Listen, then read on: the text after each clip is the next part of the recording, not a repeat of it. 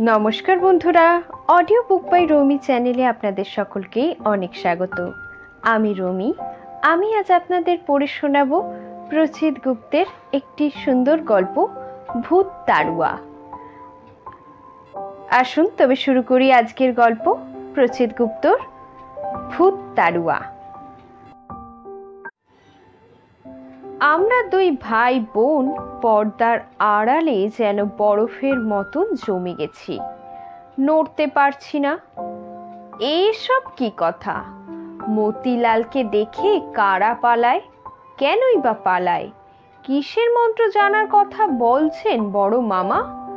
চোর ডাকাত আবার তাড়াতে মন্ত্র লাগে নাকি? লোকটার চেহারা চিমসে প্যাটার্নের, গায়ে রং কালো, হাঁটু পর্যন্ত ধুতি আর ফতুয়া, দুটোই ফ্যাতফ্যাতে সাদা, যেন আসল সাদার ওপর আরো এক পোঁচ সাদার রং বলানো হয়েছে, ফলে গায়ের রং হয়ে গেছে আরো কালো, একেবারে মিশমিশে। ঝাঁকড়া চুলে কষে তেল মেখেছে, যে কোনো সময় সেই তেল কানের পাশ দিয়ে গড়িয়ে পড়তে পারে। বারান্দার সিঁড়ির সামনে দাঁড়িয়ে আছে হাত দুটো জোড়ো করে প্রণামের ভঙ্গিতে।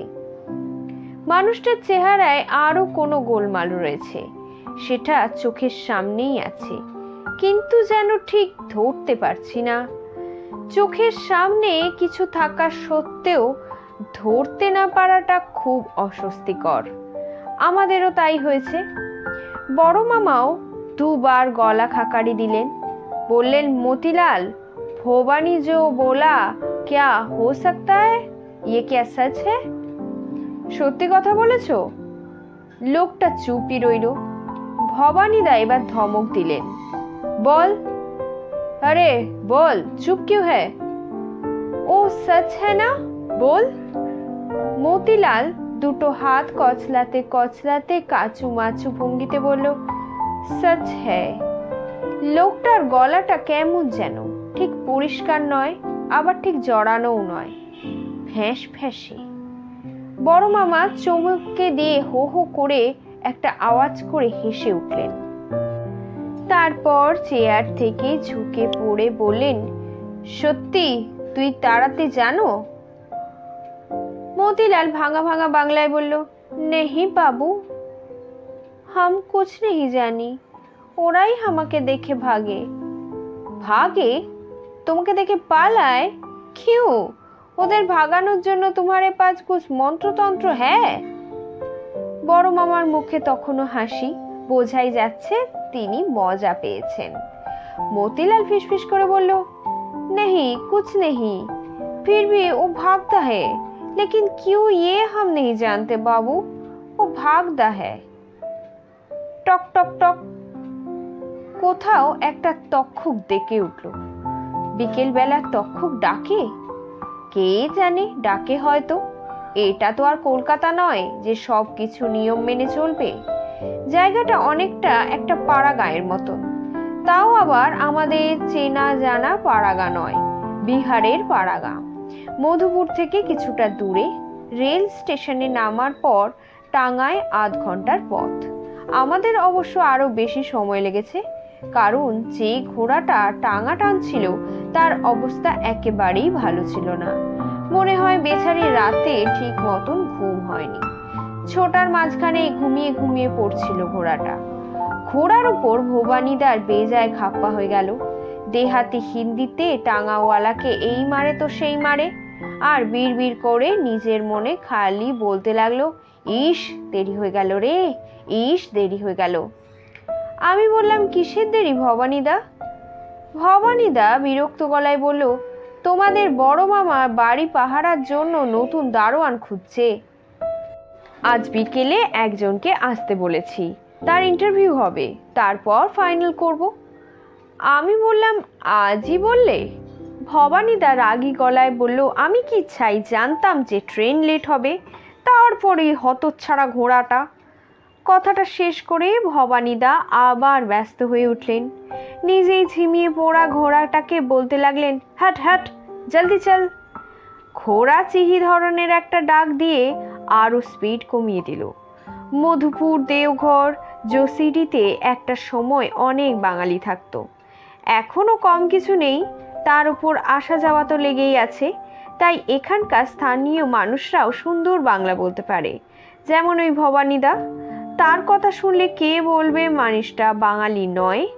দেহাতি টাঙাওয়ালাটাও তেমনই, হিন্দি বাংলা মিশিয়ে গড় গড় করে বলল, ঘোড়াকে আপনি কিছু বলেন না কর্তা, রাগ করে দাঁড়িয়ে যাবে, তখন মাঝপথে খুব সমস্যা আছে। আপনি অত চিন্তা করবেন না, আমি ঠিক নিয়ে যাব। গুঞ্জা মুখে হাত চাপা দিয়ে হেসে উঠল। ভবানীদা টাঙাওয়ালাকে ধমক দিল, চুপ, একদম চুপ। আমি কেমনি চিন্তা করি, শুধু দারোয়ান হলে ভাবতাম খোড়াই, অন্য ব্যাপারও আছে। লোকটা হাতছাড়া হয়ে গেলে বিরাট ক্ষতি, অনেক কষ্টের খোঁজ পেয়েছি। তুমি বক বক না করে তাড়াতাড়ি চলো দেখি। আমি এবার অবাক হয়ে বললাম, আর কি ব্যাপার? ভবানীদা মুখ ঘুরিয়ে আমার দিকে চাইলেন, চোখ দুটো চকচক করে উঠল। বললেন, শুধু বাড়ি পাহারা নয় রে, শুনেছি এ লোকের আরো ক্ষমতা আছে।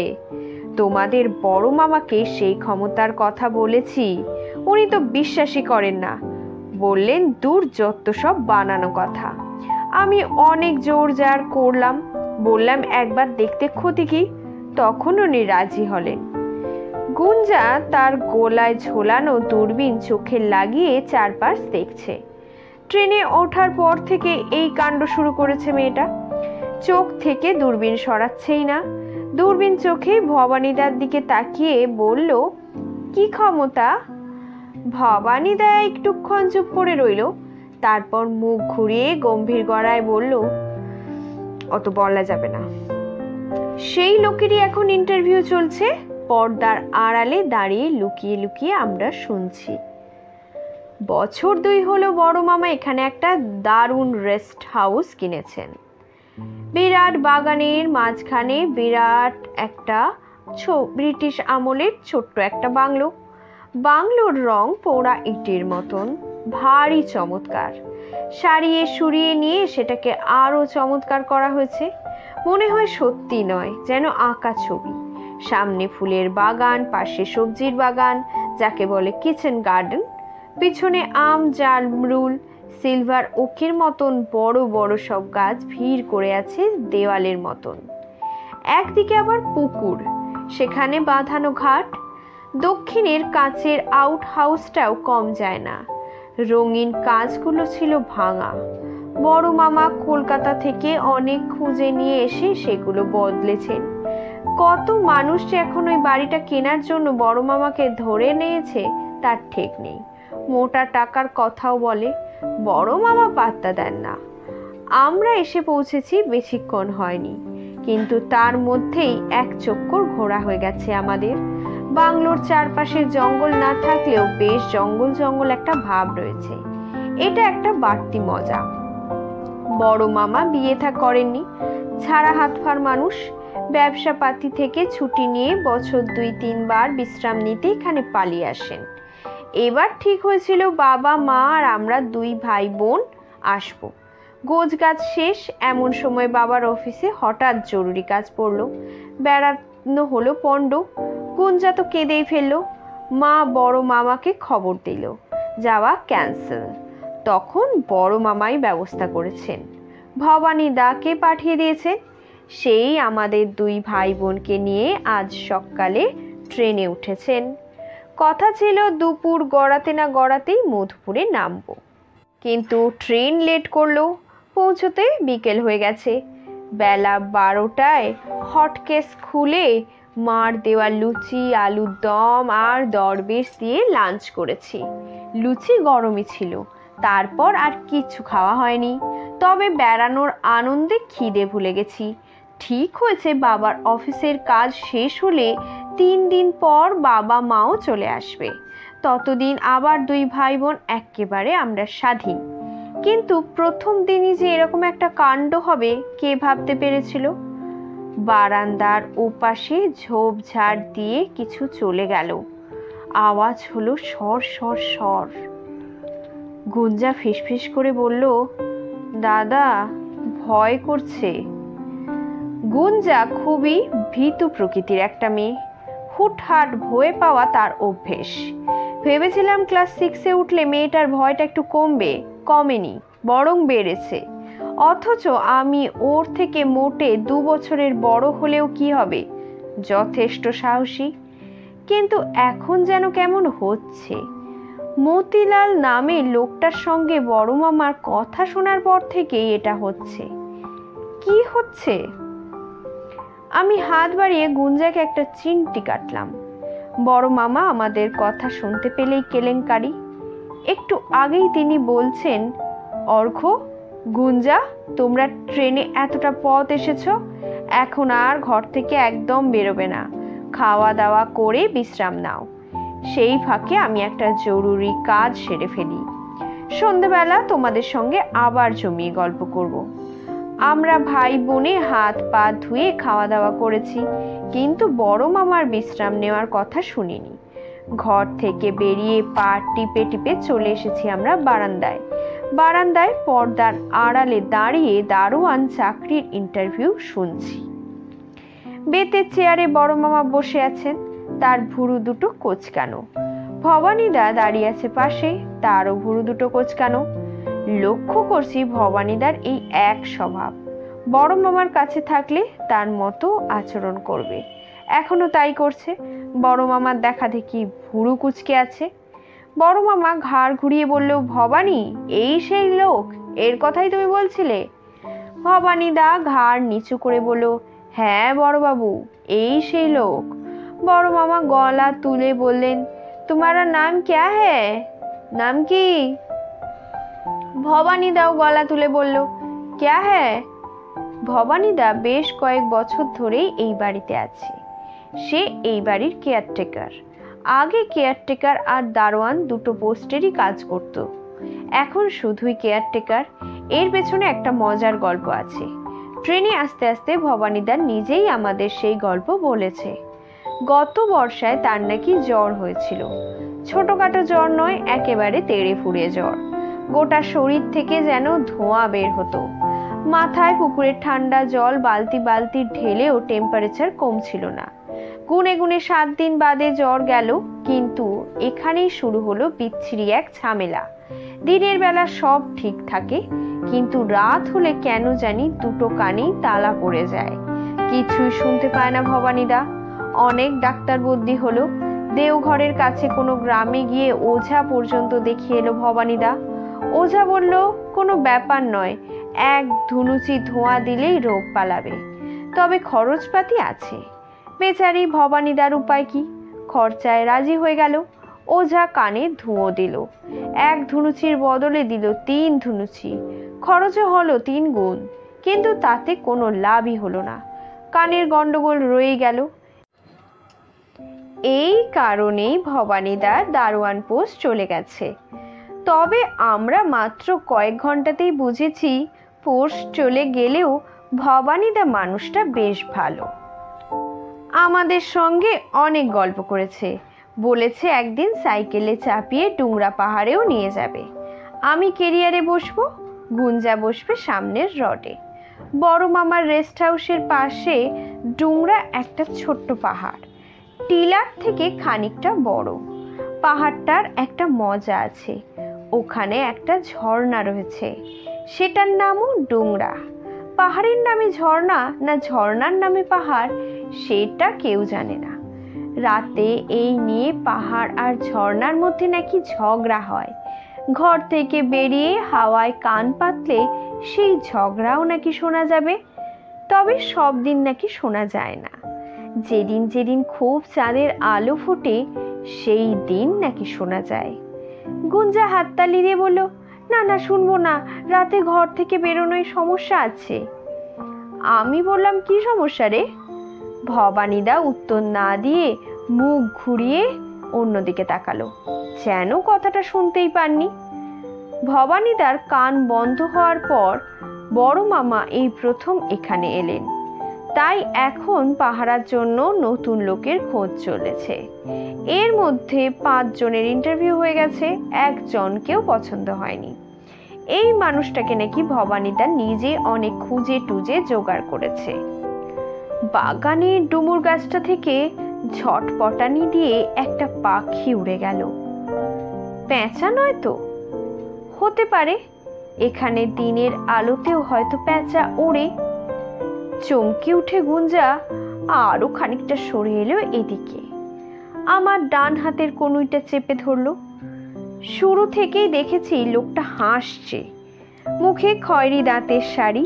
এটা কোনো আশ্চর্য ব্যাপার নয়, অনেকেই পান দোক্তা বেশি খেয়ে দাঁত খয়েরি করে ফেলে, এরও হয়তো সেটাই হয়েছে। আশ্চর্যের ব্যাপার হলো লোকটার হাসি যেন মুখের থেকেও বড়, দুটো গাল ছাড়িয়ে চলে এসেছে অনেকটা যেন বাইরে। দেখলে কেমন যেন একটা লাগে, গা ছমছমে একটা অস্বস্তি। আমি পর্দার আরো আড়ালে এবার সরে এলাম। লোকটা ফ্যাঁস ফ্যাঁসে গলায় নিজের নাম বলল, মতি বাবু। হামারা নাম মতি, মতিলাল। এরপরেই বড় মামা মতিলালকে মন্ত্রর কথা জিজ্ঞাসা করলেন। আমরাও ঘাবড়ে যাই। মন্ত্র? কিসের মন্ত্র? কাদের তাড়ানোর কথা বলছে ও? গুঞ্জা কোনো রকমে হাত বাড়িয়ে আমার কবজিটা ধরলো। ছাড়াতে গিয়েও আমি পারলাম না, বরফের মতন জমে গেছে যেন। আমরা ঘাবড়ে গেলে কি হবে? বড় মামা কিন্তু হেসেই চললেন। হাসতে হাসতেই উঠে দাঁড়ালেন। ভবানী দার দিকে ফিরে বললেন, ঠিক আছে ভবানী, তুই মতিলালের সঙ্গে ফাইনাল কথা বলে নে। আজ থেকে ও কাজে নেমে পড়ুক। কদিন ওর কাজকর্ম দেখে মাইনে পত্র ঠিক করব না হয়। আর ওকে বলে দে, অসব আজগুবি কাণ্ড কারবারের আমার কিন্তু কোনো ইন্টারেস্ট নেই। শুধু চোর ডাকাত তাড়ালেই চলবে, আর কাউকেই এখান থেকে তাড়াতে হবে না। ও বরং আজ রাত থেকে ডিউটি শুরু করে দিক। দেখো বাপু, রাতে আবার পুকুর ঘাটে শুয়ে ঘুমিয়ে পড়ো না, বুঝলে? বাবু, হাম রাত মে সোতে নেই। বড় মামা বললেন, ওরকম সবাই বলে, পরে দেখা যায় নাক ডাকিয়ে ঘুমোচ্ছে, আর চোরে এসে আমার বাগানের সবজি, পুকুরের মাছ সব নিয়ে পালিয়েছে। নেহি বাবু নেহি, হাম ঝুট নেই বলতে। রাত 10টার পর এখানে প্রায় কোনো দিনই আলো থাকে না। অন্য সময়েও না থাকারই মতন ভোল্টেজ কম। টিউবলাইটের তো কোনো প্রশ্নই ওঠে না, বাল্বগুলোই জ্বলে টিম টিম করে। এখনো সেই অবস্থা, যদিও দারুণ লাগছে, বেশ একটা অ্যাডভেঞ্চারের মতন। সন্ধ্যের পর বসার ঘরে ক্যারাম খেলছি। আমরা আসবো বলে বড় মামা ক্যারাম বোর্ডের ব্যবস্থা করেছেন। খুব জমিয়ে খেলা চলছে, শুধু মনের মধ্যে কেমন একটা যেন খচখচে ভাব। মতিলালের ঘটনাটা পরিষ্কার হওয়া দরকার। সুযোগ পেয়ে ভবানী দাকে দু একবার জিজ্ঞাসা করলাম, সে উত্তর না দিয়ে এড়িয়ে গেছে। বড় মামাকে প্রথমে চেপে ধরলো গুঞ্জা, তারপর আমি। বড় মামা প্রথমটায় চুপ রইলেন, তারপর স্ট্রাইকারটাকে আলতো ছোঁয়ায় রেড ফেলে বললেন, দূর, ও কিছু না, ভিতুর কাণ্ড, তোরা ছাড় তো এসব। ইস, কত বছর যে ক্যারাম খেলিনি। কত বছর হবে? 30-40, বেশিও হতে পারে। ভাগ্যিস তোরা এলি। 40 বছর পরেও হাতে কেমন টিপ দেখেছিস? দেখ, এবার ওই গুলিটা ফেলবো, দেখ। আমি বললাম, খুব ভালো টিপ, এবার বলো তো কে ভীতু? বড় মামা মুচকি হেসে বললেন, কে আবার? ওই ভবানীটা। ভবানীদা ভীতু শুনে গুঞ্জা আর আমি মুখের দিকে তাকালাম। গুঞ্জা বলল, মানে? বড় মামা তখন গুছিয়ে সবটা বললেন। এবার এখানে এসে থেকেই দেখছি ভবানী কেমন যেন হয়ে গেছে। একেই তো গত বর্ষায় জ্বরে শরীরটা ওর ভেঙে গেছে, তার উপর দেখলাম ওর মনটাও ভেঙেছে। প্রথম দিনই বলল, বাবু, দিনের সব কাজ পারবো, কিন্তু রাতে আমায় ছেড়ে দিন, রাতে এখানে থাকতে পারবো না। আমার তো মাথায় হাত, কি মুশকিলের কথা। এত বড় বাড়ি, এত জিনিস, রাতে পাহারা না দিলে চলে? ভবানীর মতন বিশ্বাসী মানুষ পাওয়াও তো সহজ কথা নয়। আমি ওকে বললাম, তোমার আবার কি হলো? ঠিক আছে, মাইনে না হয় কিছুটা বাড়িয়ে দিচ্ছি, ও বলল, না না, মাইনে নয়, অন্য সমস্যা আছে। আমি বললাম, অন্য সমস্যা, সেটা আবার কি? কথা থামিয়ে বড় মামা ঝুঁকে পড়ে একটা গুটি ফেললেন। আমি আর চোখে তাকিয়ে দেখি গুঞ্জার চোখ বড় হয়ে গেছে। কাঁপা কাঁপা গলায় বলল, তারপর? ভীতুদের নিয়ে এই এক মুশকিল, ভয়ও পাবে আবার ভয়ের গল্প শুনতেও চাইবে। বড় মামা বলতে লাগলেন। ভবানী তখন বলল, সে নাকি আজকাল রাতেই বাড়ির আশেপাশে নানা রকম আওয়াজ পায়। আমি বললাম, কিরকম আওয়াজ? বলল, কারা যেন কথা বলে, কে যেন হাঁটছে, এই সব আওয়াজ। বুঝলাম ডাহা মিথ্যে কথা, ব্যাটা কোনো কারণে ভয় পেয়েছে। এবার আমি নড়ে চড়ে বসলাম। ভবানী দা রাতে আওয়াজ পায়? তাহলে যে আমাদের বলেছিল জ্বরের পর রাতে কানে শুনতে পায় না, কথাটা সত্যি?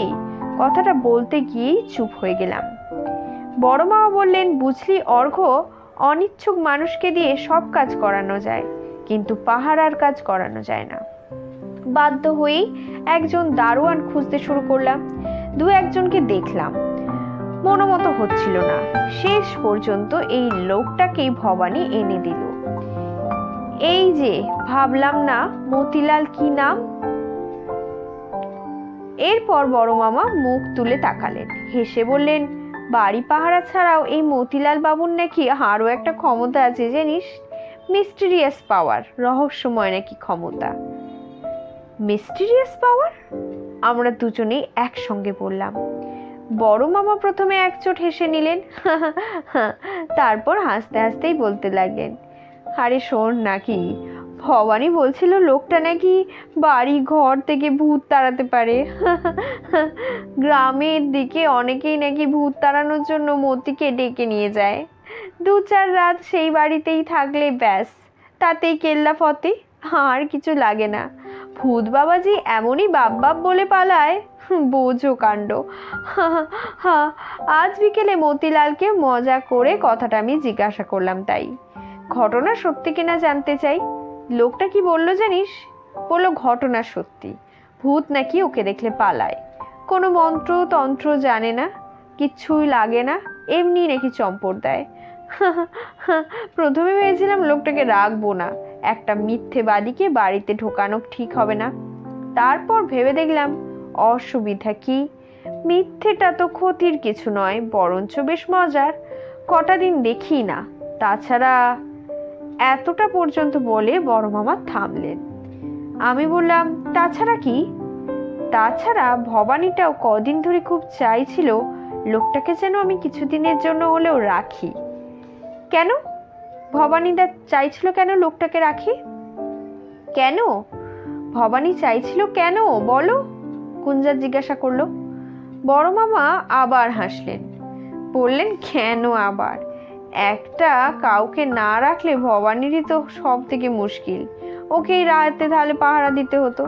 আরও একটা কারণ হতে পারে, হয়তো লোকটা ভবানীর পরিচিত, গরিব মানুষ, বেচারি কাজকর্ম পাচ্ছে না, এই সব বানানো সব কথা বলে চাকরি করাতে একটু চাইছিল আর কি ভবানী। তবে ভবানী এ বাড়ির ভালোই চাইবে, সে আমার অনেক দিনেরই পরিচিত, এইসব ভেবেই মতিলালকে আমি রেখে দিলাম। দেখি না কটা দিন, অনেক বাড়িতে তো কাক তাড়ুয়া থাকে, আমার এখানে না হয় একটা ভূত তাড়ুয়া রইল।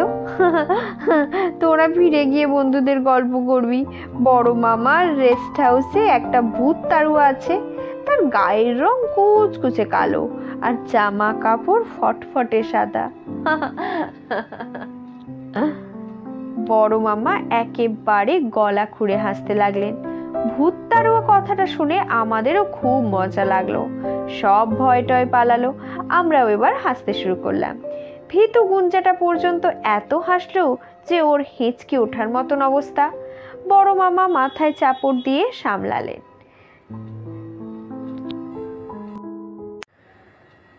রাতে বোধহয় বৃষ্টি হয়েছিল, ঠান্ডা ঠান্ডা ঘুম হলো চমৎকার, একেবারে এক ঘুমে রাত কাপার।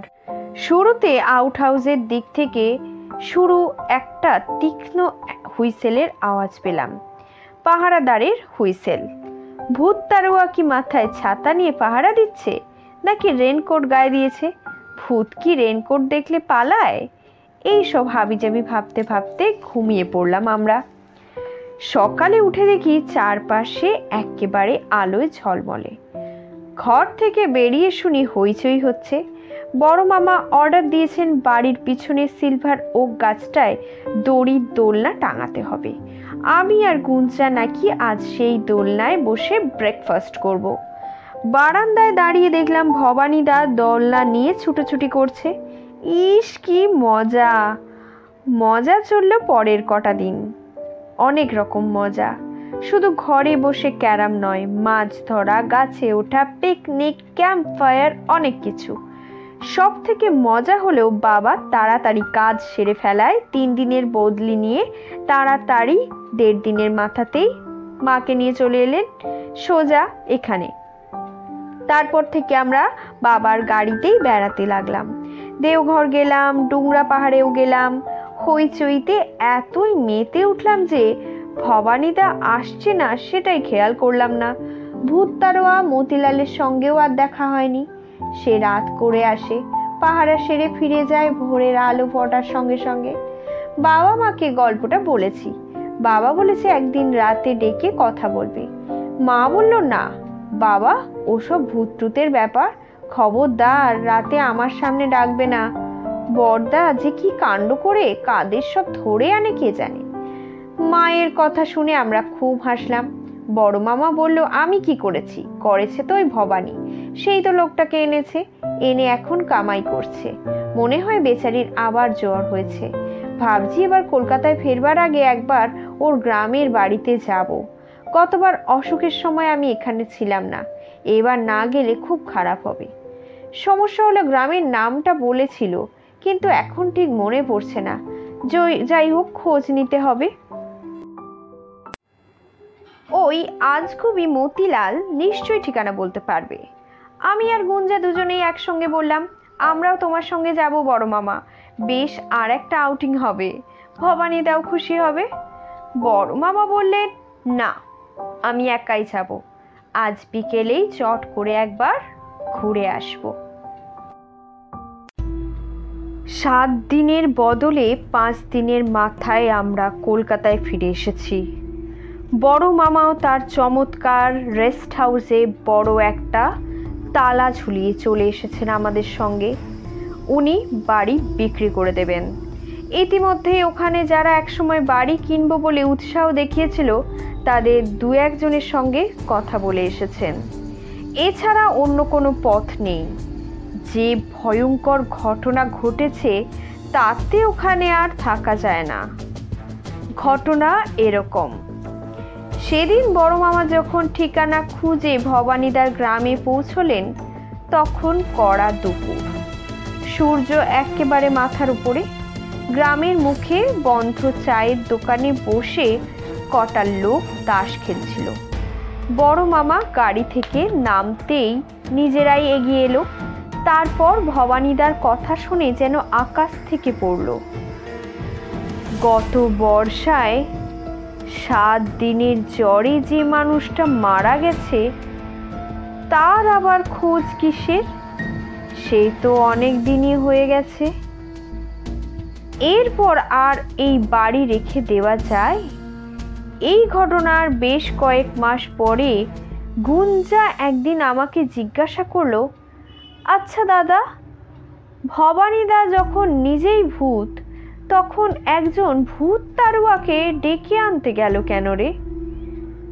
আমি এই প্রশ্নের উত্তর দিতে পারিনি, কারণ ঠিক উত্তর আমি জানি না। হতে পারে মারা যাওয়ার পরও ভবানীদা দায়িত্ব ছেড়ে চলে যেতে পারছিল না। বড় মামা আর ওই বাড়ির মায়া কাটাতে পারছিল না কিছুতেই। হয়তো তাই ভূত তারুয়া মতিলালকে এনে চলে যাওয়ার একটা উপায় বের করেছিল। আবার এগুলো সব মিথ্যেও হতে পারে।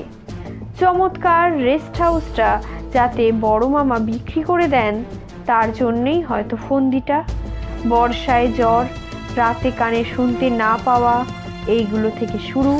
ভূত তারুয়া মতিলালকে নিয়ে আসা, গ্রামের কটা লোককে দিয়ে মৃত্যু সংবাদ দেওয়া, সব কিছুই হয়তো বানানো। কোনটা যে সত্যি তা কে জানে। শেষ হলো প্রচিত গুপ্তর একটি গল্প ভূততাড়ুয়া। খুব তাড়াতাড়ি আসছি অন্য গল্প নিয়ে। আজ তবে চলি, টাটা।